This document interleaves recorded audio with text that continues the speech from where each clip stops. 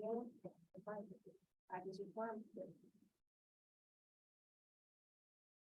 gonna make the motion, correct? What motion? Accept the. Start maybe. Okay, no, good. We all set? Yep. Great, thanks, Taylor. Good morning, everybody, and welcome to the May 4th, 2023 meeting of the Lower Downtown Design Review Commission. And my Star Wars nerds out there, may the 4th be with you.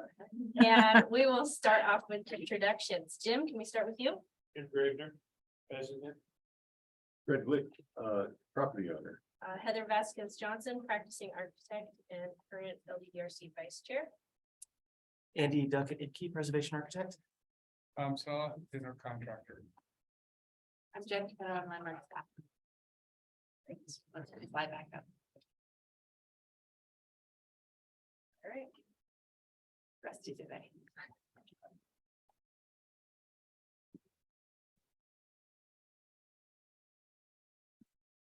Okay, this is a hybrid meeting. We have folks on the Zoom as well as folks in house here at City and County Building. There are some tips up on the screen for those of you who are joining on Zoom and participating to make sure that you can hear everything correctly. So one thing, if you're having challenges with sound, we recommend clicking on the audio settings and adding a background noise suppression. For those who are either presenting virtually or will be public commenters, when you return to speak, please click on the microphone icon on the bottom of the screen to mute or unmute. And then expanding that menu will review other options. There's also the option of if you switch to phone for audio, I believe that it's *9 to alert us that you would like to speak. Correct. Oh, yeah, you just go over the process, which you just did. Yes, great, awesome. So I think the first thing on our agenda today is to review the meeting record from March 2023. Does anybody have any objections to the record as written?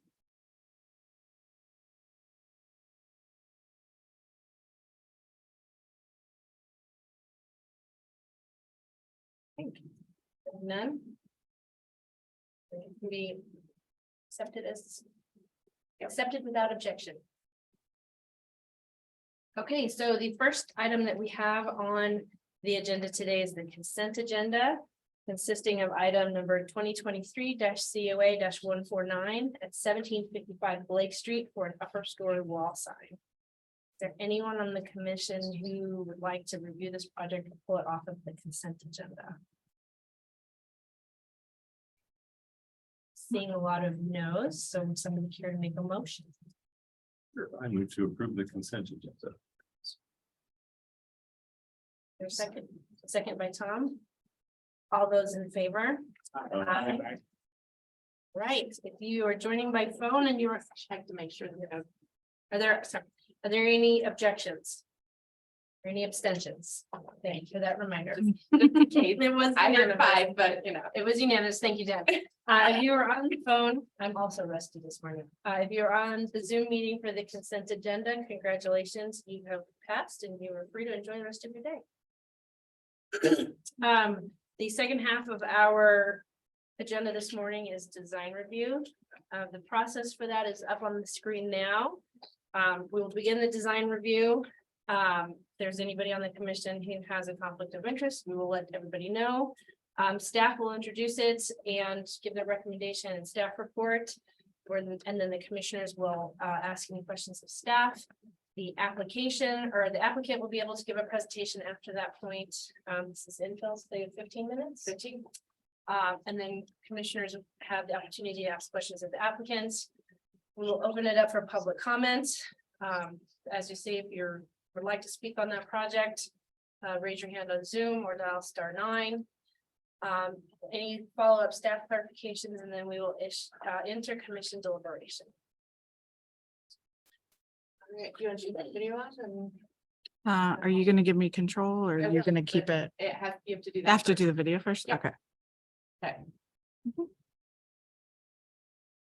Cool. Great. Thank you. Kind of letting it load.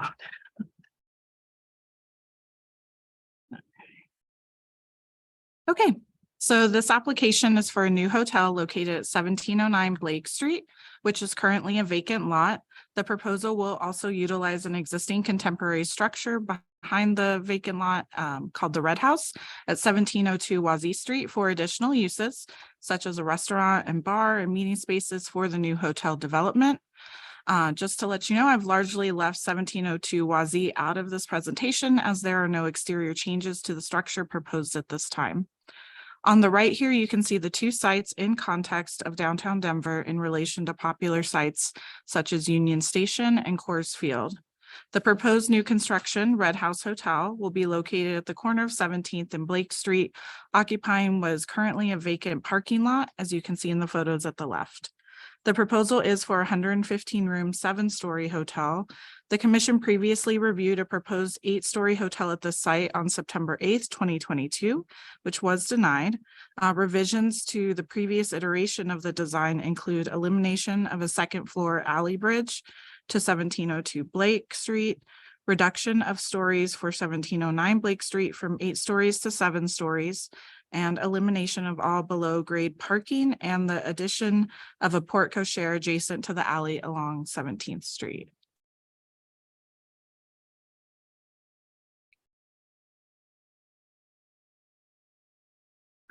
So the site currently has a 55-foot height limit, and the applicants are using design guideline 4.1.3.2, which states that the LDDRC may grant an exception to the 55-foot height limit of up to an additional 30 feet under the following conditions.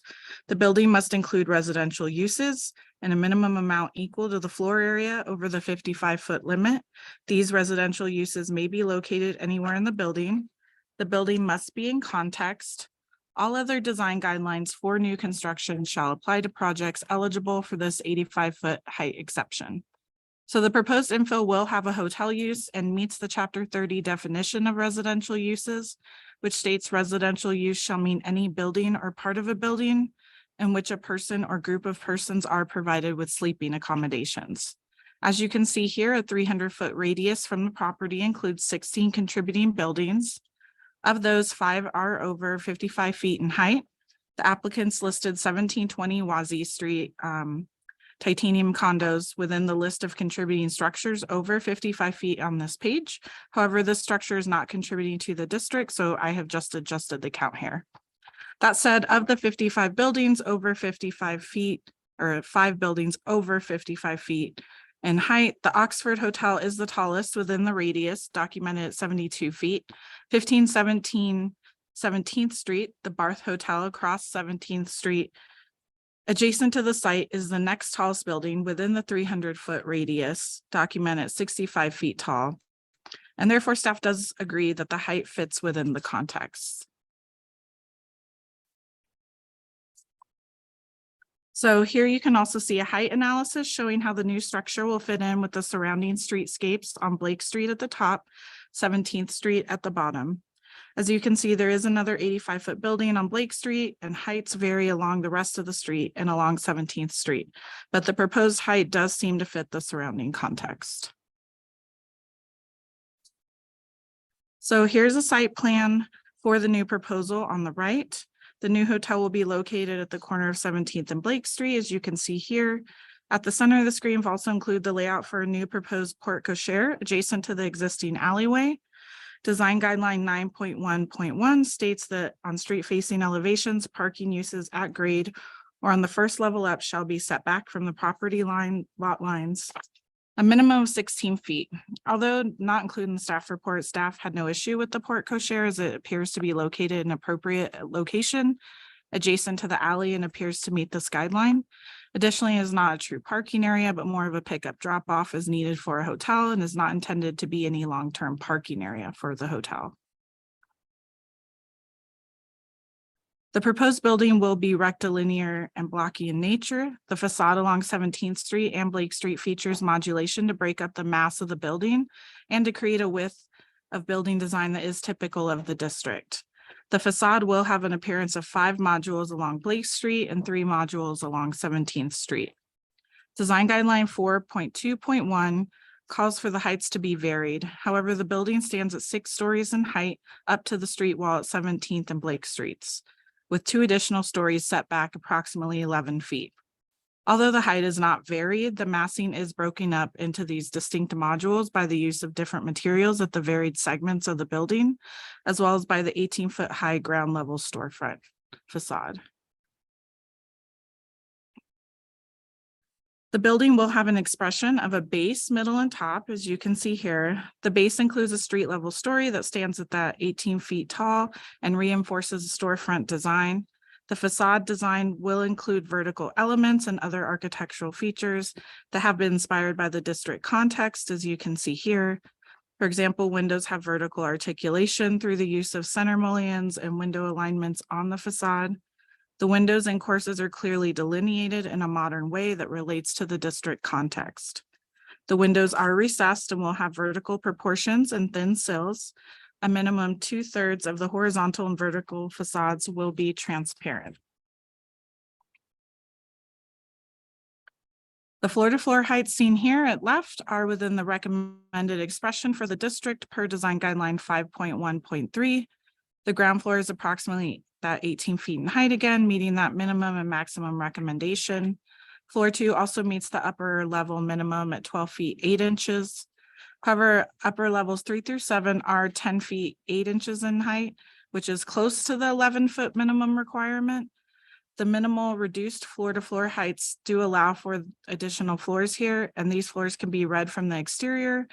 And the guidelines recommend that an 85-foot building have the appearance of 6 stories or less.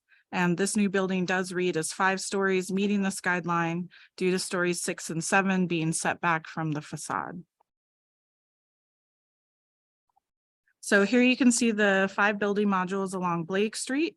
They range in width from 15 feet up to 45 feet in length. Some of staff did have some concern over the 1 15-foot segment on Blake Street next to 1725 Blake Street. However, some also were not troubled by it, felt like it made sense in relation to the articulated top of the structure.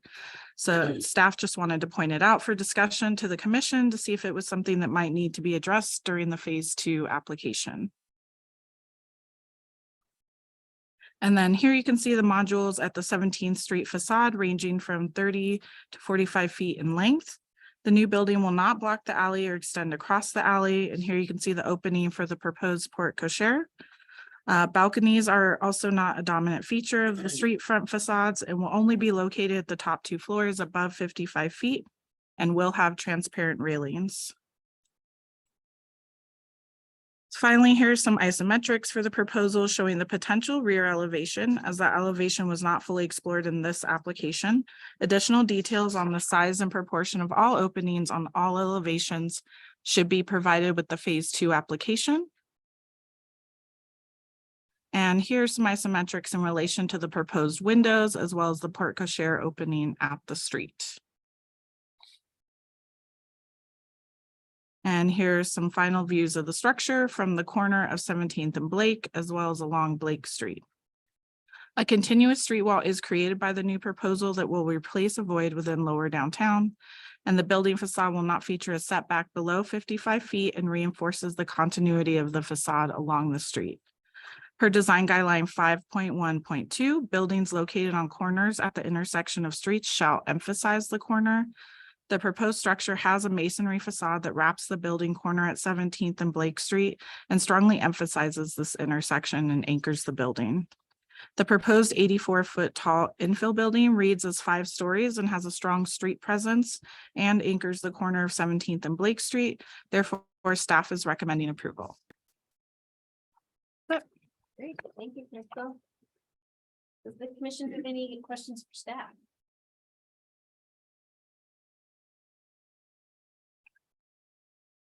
Okay, thanks for studying. Okay. I would like to invite the applicant to the presentation. Great. Yeah, thank you very much. We're Hold on a second. oh, I need to time you. So. Okay. Yeah, you're welcome to sit at the table. And please start with name and address for the record. Good morning. My name is David Morris. I'm with the Beck Group. Address is 10 101 17th Street and Denver, Colorado. I'm joined by my partner, Doug Spuler, same address, and Randy Nichols, who is president and CEO of the Nichols Partnership, and founder. So really excited to be here this morning. Crystal, thank you very much for your very thorough introduction to the project, and certainly appreciate the staff's recommendation at this point for approval. So we'll try to be brief this morning. Just wanted to touch on a few of the finer points of the project. Certainly, want to recognize that the last time you met on this project was with a different architect. We've been brought on board by the Nichols Partnership as both the designer as well as the contractor. So Beck is a design build entity here in Denver, and we will be following the project all the way through. So just wanted you all to understand and realize that. Again, really excited about the project. I don't want to talk too much about that other than, for our architects and designers, these are rare opportunities in our career to have a project as special as this because of the location and quite honestly, the relationship to the Red House, which you all know is not necessarily a historic structure at this time. Probably at some point it will be. The history of that building being designed by Olson, Sundberg, and Kundig several years ago is really a gem in downtown Denver. So really excited about that. Again, Crystal did a nice job of taking you through the project. I think that we are anxious to hopefully move forward into the phase 2 portion of this, where we really get into, I would say, the more excitement on the project in figuring out the details and really the specifics of the architecture. Crystal talked about the design. Our approach to that design is to really not only respect and pay homage to the historic nature of this location, but also being very sensitive to anything that we do with the relationship to the Red House. So we will continue to examine those relationships and how we can better represent that in the architecture. Crystal talked a lot about the masonry that we're looking at. The masonry is really our historic nod, if you will, with the proportions of the windows, the brick detailing, and the coloration, which we're still exploring with our design team and which way we want to go with that. So we'll be taking that into the next phase of review. Although we say historic in nature. So we still want to make sure that this building reflects current design and construction of this day and age, and not necessarily harkening back to turn of the century or pre-industrial structures in downtown Denver. You'll notice also where we've separated the facades with this steel and glass portion. It's again, I think, a way to break up the facade. A lot of time will be necessary to understand that portion of the design. We feel it breaks up the historic masonry in a nice way, but certainly all understand that devil is in the details, and we'll have to really spend a lot of time understanding how those details come together. So the thought on that is that it is a steel portion of the building, whether or not we look at using extruded steel members or actually built up members to get a more crisp, defined architecture and detailing is something that we'll continue to explore. Again, you see the bay spacing on the Blake Street side. We reflect that. We talk about, Crystal said the 5 modules and then the 2 that are the steel. A little bit narrow bay. We're looking at a wider bay on 17th Street, which to bring a little bit of emphasis to entry and the way it attaches at the base to the porte cochere. So a little hard to see in this image right here, but that's what we're looking to do. The crown of the building is very important to us. I would say that what we're looking at right now, you may want to push back on this, but is a bit of an abstract crown or cornice of what you typically see in lower downtown, which there are a lot of buildings in that area of historic nature that have really prominent crowns or cornices to the building. So this is a bit of a reinterpretation of that, and certainly a bump of scale. We're going to continue to look at materials. Right now, materiality, we've talked about the steel, the masonry. The cornice, we're looking at more of perhaps a Corten steel, a metal introduced with the glass. a little bit more contemporary. We call that the hood of the building or the cornice. So we're going to continue to examine that. Crystal mentioned in her intro that from what you looked at in September, this elimination of the bridge connection from this property, the hotel proper, to the Red House. Wanted to let you all know that we were continuing to pursue that with the city as an option. It depends on a lot of things, but we're going to go through the process with Dottie as well as Public Works, and then whether or not we are able to go through the Board of Adjusters is probably the final portion of that, but we are still pursuing that. Could get an operator on board that doesn't feel that that's a necessary connection to make, but we want to have that in our quiver if we are going to use that at a later date. So I want to be very upfront with you all about that, but it's not in the proposal at this time. How am I doing on time? Plenty of time. Okay. Well, I said I was going to keep it brief, so I would probably like to conclude at this point. Certainly would love to answer any questions that you may have. Certainly have a team here that is also capable of answering questions and supporting on that. So again, thank you very much. Thank you for the time this morning. Again, honored to be here this morning in Oslo to be a part of this project. Thank you. Fellow commissioners have any questions for the applicant? Jim? Just want to be clear that I understand what you said, which I think I do. And that is that the Red House is not a part of this proposal at all. We should probably clarify that. It is a part of this proposal. And what Crystal was saying is that we are not looking to adjust any of the exterior of that. Any operations and building and design will be all internal to that building. Thank you. I'm curious, if you don't end up with the bridge connection, your thoughts on how the buildings will connect to interact? Yeah, I think that is the challenge, right, for a hotel operator and their day-to-day services that they provide. So the challenge would be that would have to occur probably with access across the alley. Not ideal, certainly in our environment, in our climate. But that's where that would happen. It would have to happen either there along the sidewalk. So with a hotel operator, I think it's important to have that option. So we're going to be pushing pretty hard for that, as well as we really like the idea of physically connecting the two properties. There's, if you know the Red House, it has a wonderful atrium space. And right now the vision is that there is a potential to glass that atrium space in, a courtyard space, but glass in as an atrium, and then have a bridge connection, and then have a similar type connection to the lobby space in the hotel. So a real physical connection that joins the two properties.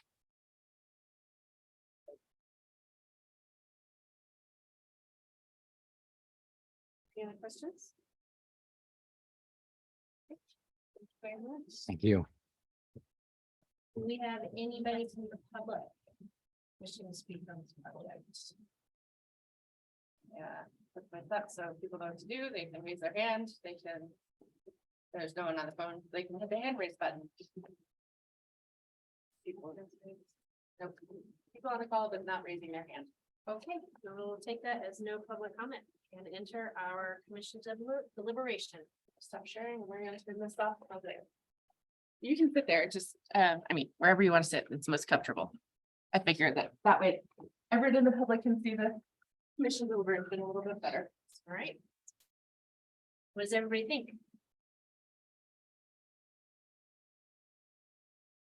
So I'll start at once. I'll Jim? jump in and say, I think that I will be waiting to see what is done with Red House. And I think that's what all of the residents and other store owners, building owners in the district are going to want to see. What has been done with the hotel itself, looks marvelous. Certainly is better than the parking lot that's there now. And I think that's not an issue with me. I certainly want to see what happens, because having been to the Red House several times under various circumstances, I very appreciate it. Jim? Sure. I mean, I think we're all glad to see a surface parking lot go away. That's. It's hard not to be grateful for that. I think what we're seeing makes a lot of sense. The rhythm starts to make sense to me that 15-foot bay makes sense to me in the context of that block face. You know, and again, I think the opportunity at the Crown to kind of push it a little bit, you know, and you'll obviously see that in details, but in principle, I like that idea. You know, I'm a bit concerned about that connection across the alley, having been dealing with this on another project in a different downtown neighborhood.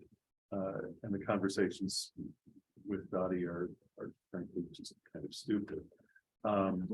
So We're on I the record, Brett. sympathize. Yeah. You know, Start organization. I know, but Be nice. I sympathize because There's it's, different requirements and requests. yeah, alleys can be places for people too. It's alleys are what we make them. And so I sympathize with that, and I think that's going to be an important piece as we come through into detail. Just the alleys are important, and we've seen that everything from just simply closing them off to people to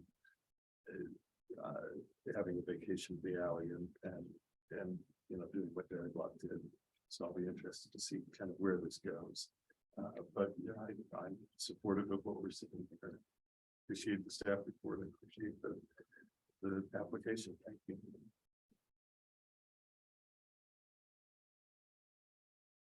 My comments are a little less prosaic. I'm looking mostly at page 10 in the applicant packet, and I think what helps me the most in terms of context is they've got the Barth Hotel right next to the new building, and even though the new building is 84 feet in height, because of the setback and the way it's articulated, it really keeps that datum line along Blake Street and a little bit on 17th Street.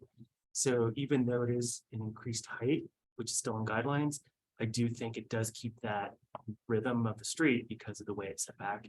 And I know that the applicant was a little concerned about pushing the cornice. I think the cornice, the way it's articulated as the canopy or the crown, I think is a modern interpretation of a cornice. So I think it works. So I think it all keeps within guidelines. Yeah, I'd agree in terms of the strategy. I'm appreciative. I'm interested in that inversion at the Crown too, where it's relating to the base of the building and there's kind of a variation in character along the ground. I think that's going to be an interesting thing to explore. So interested to see how that evolves. I do feel like there's still some work to do in the portion of the seams and the mass, like between the steel and brick components. So I'll be interested to see how that evolves as you get into this next piece too, particularly at some of the edges and interfaces between the two systems. But I think the general strategy feels great. So interested to see how it gets into the next stage. Share similar concerns about what the alley becomes. And I think particularly understanding if the bridge is not achievable and would support the idea of the bridge, not that we can do too much about that, but you know, something that we deal with as well. If that bridge is not available, how the treatment of the alley and the kind of interface to the alley needs to evolve to ensure there is some sort of positive connection across the programmatically and in terms of the way the buildings on both sides interact with the public realm. So I think share a few of Fred's concerns there in terms of ensuring that connection between the two buildings is really, really positive because it will and affect the public realm considerably. But I think generally, you know, in support of the approach on the corners of the ground and massing. I do like what I see, improvement. I quite frankly, I can't remember the details that actually changed from one. It's been 8 months or like that. I do think I echo that everybody's response here, particularly on the bridge to the Red House. I think that I'd like to see that incorporated, but I will be patient and let that go on.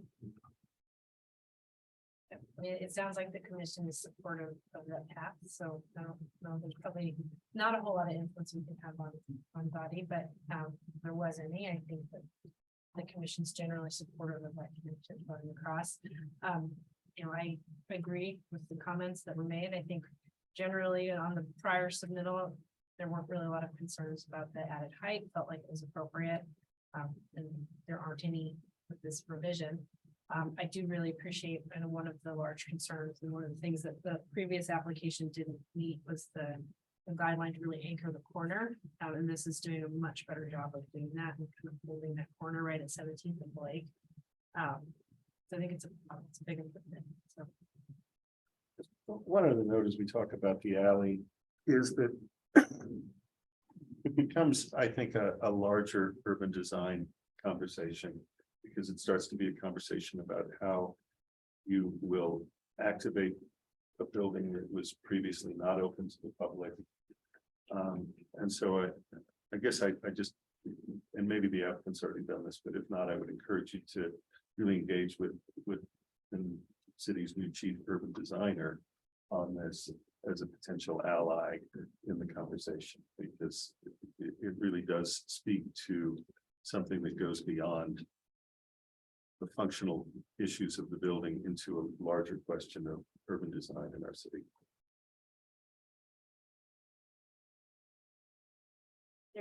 And a plug, AJ is great. Wonderful to work with. Any more thoughts, comments? I think San Francisco particularly is a lot of work with alleys. And including putting it, wasn't a McDonald's, but it was one of those that looked right in the middle of the alley. And then using the clock to just how the alley was used. So there were some great ideas that have come across and are part of the cookbook for how to make alleys more attractive. And I think that those should be looked at and if possible, applied to the situation.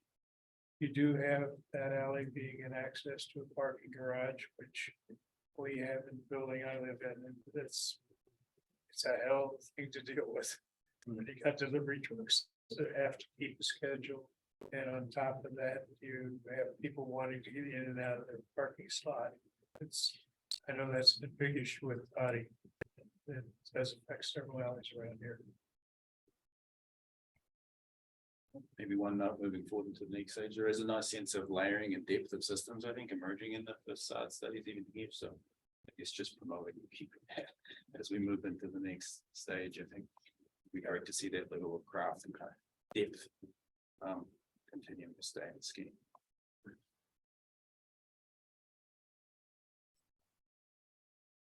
If there are no more thoughts, would anyone care to make a motion? I can make it.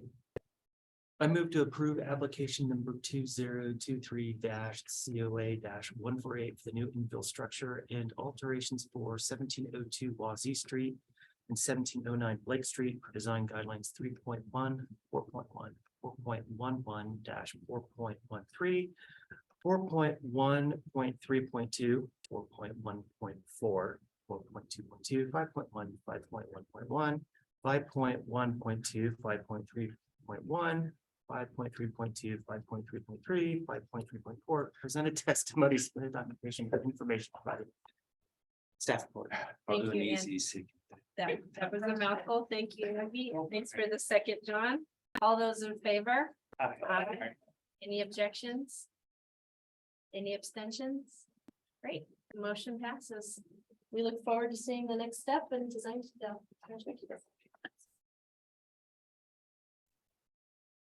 And that closes the design review portion of our agenda. Have business item.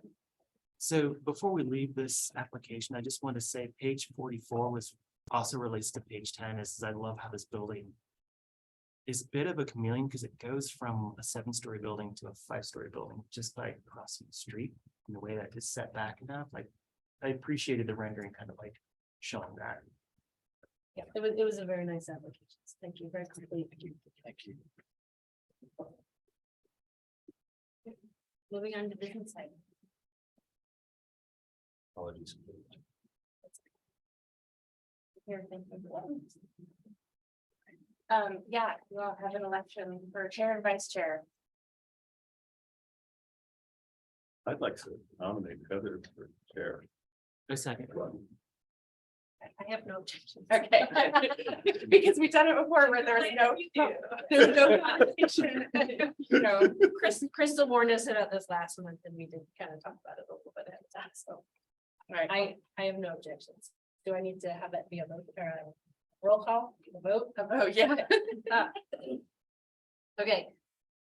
All those in favor of the election of Heather for chair? Aye. Any objections? Any abstentions?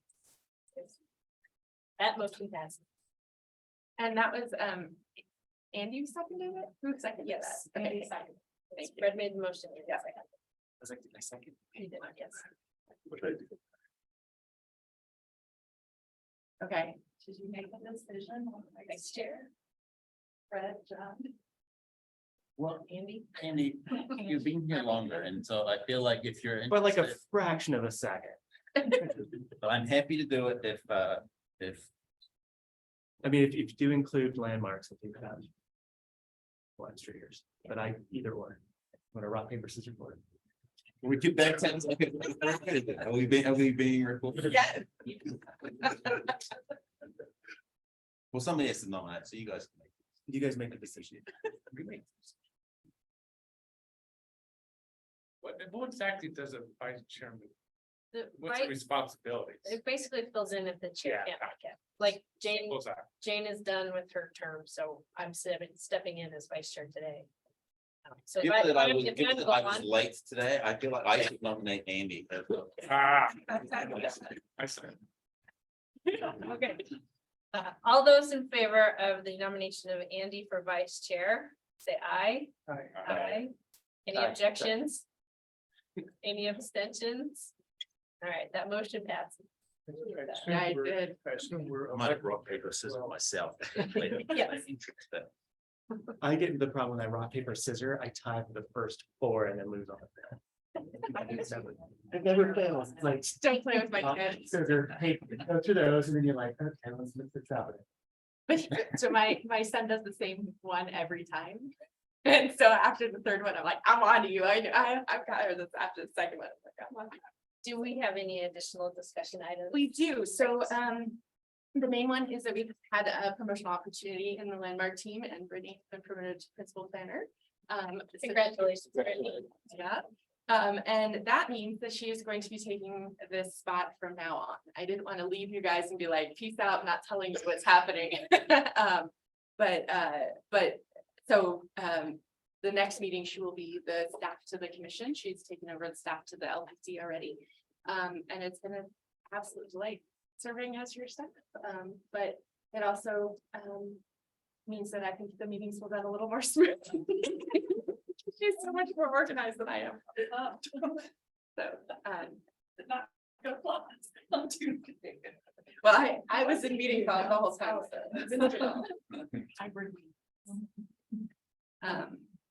Yeah, so that's news. The other thing is that we have put in, so Brittany, Crystal and Jesse interviewed candidates for the spots that are vacant. They made recommendations. I sent it off to the mayor's office a month ago.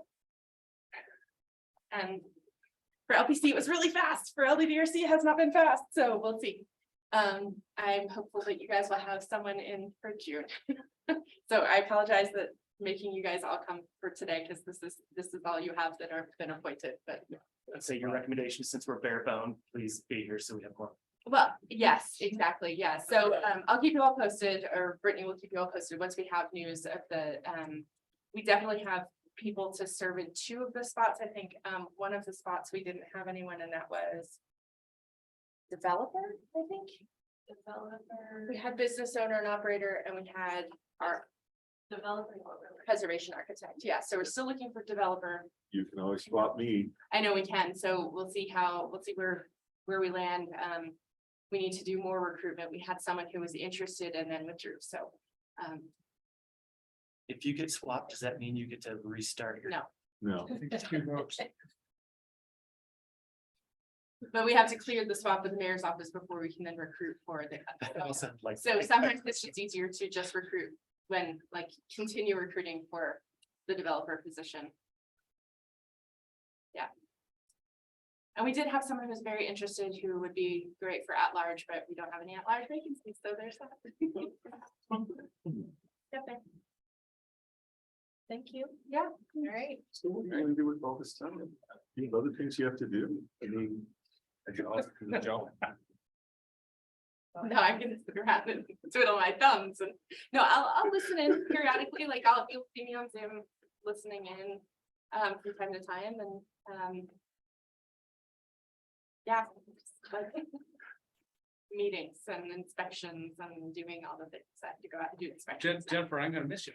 Yeah, Yeah. I miss you all too, but I will be here. It's not like I'm going Yeah, anywhere, right. so. Good.